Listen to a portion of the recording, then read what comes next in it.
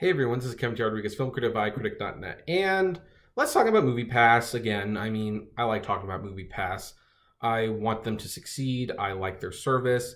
They do some things I don't agree with, and when that happens, I definitely call them out on it. But I do like the company. Well, we're talking about them again today because there was a controversy fairly recently where the MoviePass CEO bragged about how much the MoviePass track app do. And he said something along the lines of, we know where they are before they go to the movie and we know where they go after they see the movie. And people flipped out over privacy concerns, like how much is the app actually tracking me? Now, I personally did not take the comments too seriously for a couple of reasons. The first is that I agreed to the terms of service. I read it. It says you give us the right to track what you do and sell the information to advertisers, and I agree to it because you know what? At the end of the day, my movies are coming out to 25 to 50 cents a movie because I see so many of them, and that is something I will trade off to get that. And it also doesn't surprise me because, well, we'll talk about that in a minute. But let's look at the letter Mitch Lowe sent all the MoviePass users. You probably got it too, but let's look it over. And he writes, "Dear MoviePass members, partners, and employees. While speaking at a conference in Los Angeles through a mix of exuberance about our future and joking around, I mischaracterized how MoviePass locates our members, and I need to fix that. It has raised a lot of concerns, and I understand why. First and foremost, I apologize for these comments and the concern they caused. At MoviePass, we take consumer privacy extremely seriously.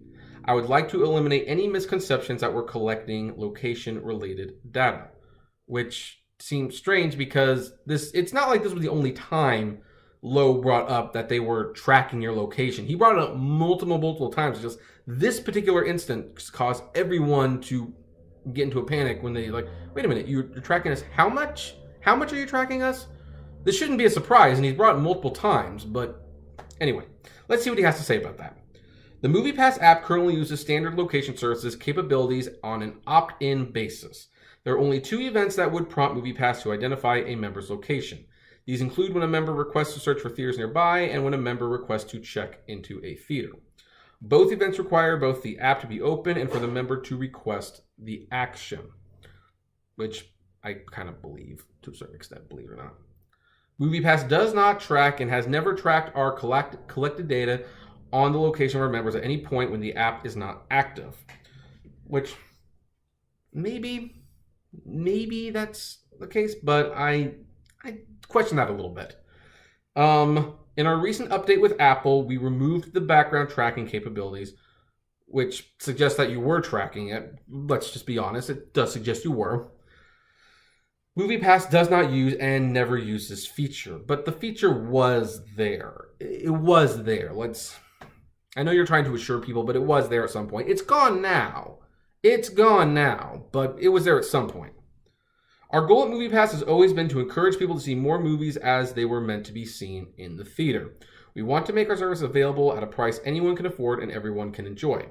While we do create partnerships with theaters and studios in which we offer statistical data on ticket use and other trends, we never share our members' identities or personal information or personal data with anyone, which I believe. For the record, I believe that because if it ever came out that you were sharing personal information, you would get sued. And the fact that no one has been contacted by any companies because MoviePass shared their data shows that they're probably not doing that. MoviePass takes its members' privacy extremely seriously, and our current terms of use and privacy policy accurately state the ways in which we use data, which I recommend you read. I always recommend you read the terms of service. You never know what you're agreeing to until you read the terms of service. If in the future MoviePass desires to expand how it uses data, we will amend our privacy policy and notify our members so that they will be afforded the opportunity to opt out in or opt out of the MoviePass experience service. This is what our customers expect, what the law requires, and how we've always handled data.